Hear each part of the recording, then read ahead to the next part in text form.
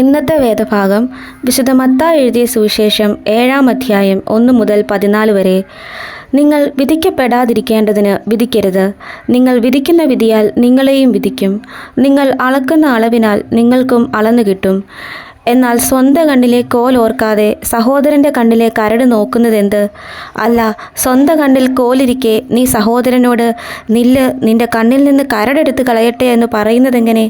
കപടഭക്തിക്കാരാ, മുമ്പേ സ്വന്തം കണ്ണിൽ നിന്ന് കോലെടുത്ത് കളക, പിന്നെ സഹോദരൻ്റെ കണ്ണിൽ നിന്ന് കരടെടുത്ത് കളവാൻ വെടിപ്പായി കാണും.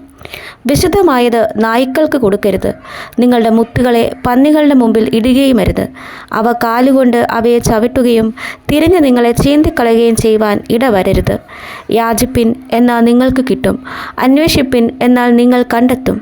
മുട്ടുവിൻ, എന്നാൽ നിങ്ങൾക്ക് തുറക്കും. യാചിക്കുന്ന ഏവനും ലഭിക്കുന്നു, അന്വേഷിക്കുന്നവൻ കണ്ടെത്തുന്നു, മുട്ടുന്നവന് തുറക്കും. മകൻ അപ്പം ചോദിച്ചാൽ അവന് കല്ല് കൊടുക്കുന്ന മനുഷ്യൻ നിങ്ങളിൽ ആരുള്ളൂ? മീൻ ചോദിച്ചാൽ അവന് പാമ്പിനെ കൊടുക്കുമോ? അങ്ങനെ ദോഷികളായ നിങ്ങളുടെ മക്കൾക്ക് നല്ല ദാനങ്ങൾ കൊടുപ്പാൻ അറിയുന്നുവെങ്കിൽ സ്വർഗസ്ഥനായ നിങ്ങളുടെ പിതാവ് തന്നോട് യാചിക്കുന്നവർക്ക് നന്മ എത്രയധികം കൊടുക്കും. മനുഷ്യർ നിങ്ങൾക്ക് ചെയ്യണമെന്ന് നിങ്ങൾ ഇച്ഛിക്കുന്നതൊക്കെയും നിങ്ങൾ അവർക്കും ചെയ്യുവിൻ. ന്യായപ്രമാണവും പ്രവാചകന്മാരും ഇതുതന്നെ.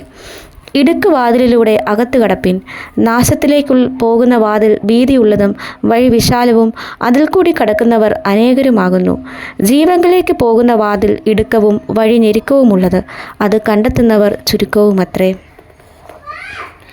ഈ വചനങ്ങളാൽ ദൈവം നമ്മെ അനുഗ്രഹിക്കട്ടെ.